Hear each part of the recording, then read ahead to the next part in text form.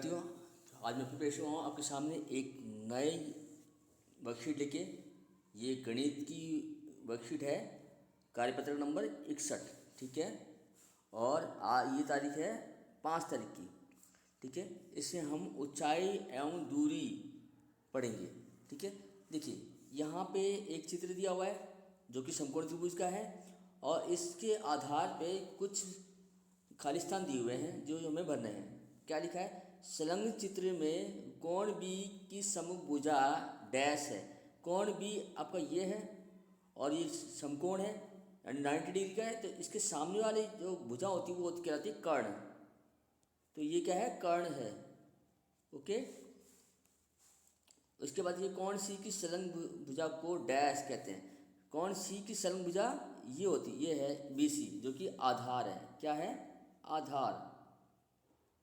Okay, उसके कौन सी की सम्मुख भुजा, कौन सी की सम्मुख भुजा है? ये वाली, जो कि क्या है? लंब।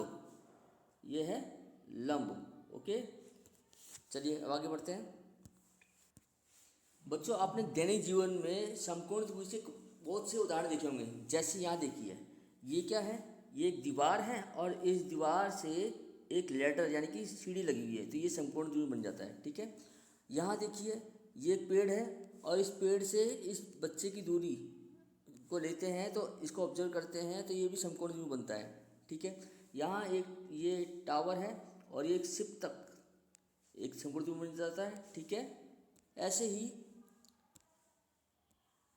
यहाँ भी ऊपर से अगर नीचे की तरफ देखते हैं तो यहाँ ऊपर स्ट्रेट लाइन हो गई, क्षैतिज रेखा इसे बोलते हैं, और ये नीचे एक नाव है और इसको अगर गौर करते हैं तो ये भी समकोण त्रिभुज बनता है। ठीक है, यहाँ पे क्योंकि अभी आपने देखा कुछ कोण बनते हैं नीचे से ऊपर और कुछ बनते हैं ऊपर से नीचे।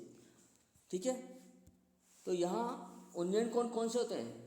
जब कोई व्यक्ति ऊपर की ओर किसी वस्तु को देखता है तब दृष्टि रेखा यानी लाइन ऑफ साइट तथा क्षैतिज रेखा हॉरिजॉन्टल लाइन के मध्य बनने वाले कोण को उन्नयन कोण यानी एंगल ऑफ एलिवेशन कहते हैं। देखिए ये है, ये सीधी रेखा है यानी क्षैतिज रेखा, और इस वस्तु जो कि ऊपर है यहाँ से ये बंदा देखता है तो ये जो कोण कहलाएगा, ये जिसे हम थीटा नाम दिया हुआ है, ये कहलाएगा उन्नयन कोण। ठीक है, जब हम किसी वस्तु को नीचे से ऊपर देखते हैं तो हमारे नज़रों से जो एंगल बनता है, जो कोण बनता है, उसे बोलते हैं उन्नयन कोण। ठीक है, अब देखिए ऐसे ही यहाँ देखिए, जब अवनमन कोण क्या होता है? जब कोई व्यक्ति किसी वस्तु को नीचे की ओर देखता है तथा दृष्टि रेखा जो कि लाइन ऑफ साइट होती है तथा क्षैतिज रेखा ओरिएंटल लाइन के मध्य बनने वाले कोण को अवनमन कोण कहते हैं। यहाँ देखिए एक पॉइंट ए है, ए से हम नीचे की तरफ सी को देखते हैं और हॉरिजॉन्टल लाइन देखते हैं तो डी है। तो इस हॉरिजॉन्टल लाइन से नीचे की ओर जो एंगल बन रहा है वो कहलाएगा अवनमन कोण।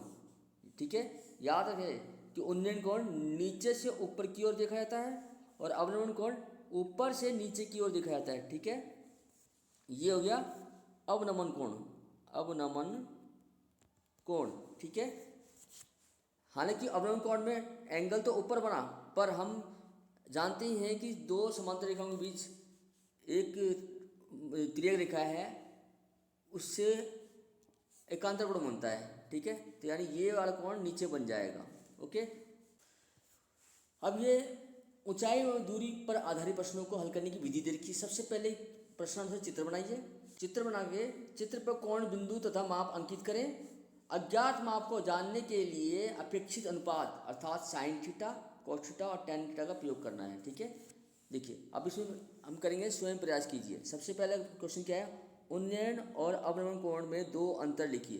देखिए बच्चों, ये अंतर ऑलरेडी बताया जा चुका है कि उन्नयन कोण जो है ऊपर की ओर बनता है।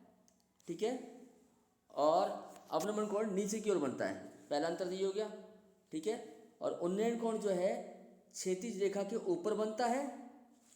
ठीक है, और अवनमन कोण क्षैतिज रेखा के नीचे बनता है।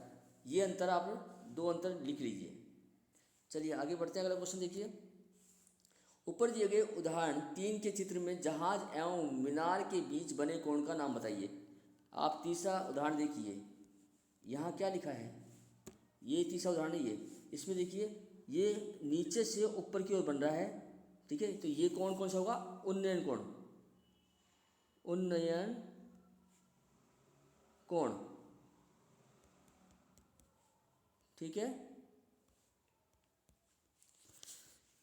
तो चलिए आगे बढ़ते हैं। क्वेश्चन नंबर 3, निम्न कथन के लिए नामांकित चित्र बनाइए। समुद्र तल से 65 मीटर ऊपर स्थित बिंदु से बादल का उन्नयन कोण बीटा तथा समुद्र में बादल की परछाई का अवनमन कोण अल्फा है। बादल की कुल ऊंचाई 518 मीटर है। चलो इसका चित्र बनाते हैं। तो देखिए सबसे पहले क्या दिया है, समुद्र तल से, ये समुद्र तल है, इससे 65 मीटर की दूरी ऊंचाई पे मान लेते हैं ये 65 मीटर है, ठीक है। इस ऊंचाई से एक बादल है, बादल का उन्नयन कोण बोला है। तो बादल का उन्नयन कोण क्योंकि नीचे से ऊपर देखा जाएगा तो उन्नयन कोण बनता है, तो ये ऐसे देखा गया। और बादल अगर हम उन्नयन कोण ये बन रहा है बीटा, तो इसका क्षैतिज रेखा से देखा जाए तो एंगल ये बनेगी, ठीक है। और बादल की ऊंचाई क्या होगी, फिर ये होगी ऊंचाई समुद्र तल से कितना, 518 मीटर, ठीक है। अब क्योंकि ये पानी है तो इसकी परछाई जो है, इस बादल की परछाई यहाँ पड़ेगी, ठीक है। तो ये मान लो ये परछाई यहाँ पड़ रही है, तो क्षैतिज रेखा से जो इसका एंगल जो बनेगा वो ये बनेगा ऐसे, ये बन जाएगा अल्फा, ठीक है। तो मान लेते हैं अगर समुद्र तल से ऊंचाई है वो है ए बी है और ये बादल सी, ठीक है।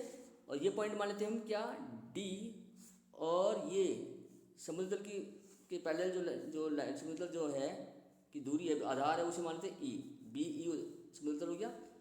और ये पॉइंट जो है ई एफ जो है वो इसकी परछाई होगी, ठीक है। इस प्रकार ये फिगर बन जाएगी। इस प्रकार हमने ये वर्कशीट पूरी कर ली है। आशा करता हूँ आपको ये वर्कशीट अच्छी लगी होगी, आपको समझ में आ गया होगा। अगर आपको समझ में आ गया तो इसको शेयर जरूर कीजिए।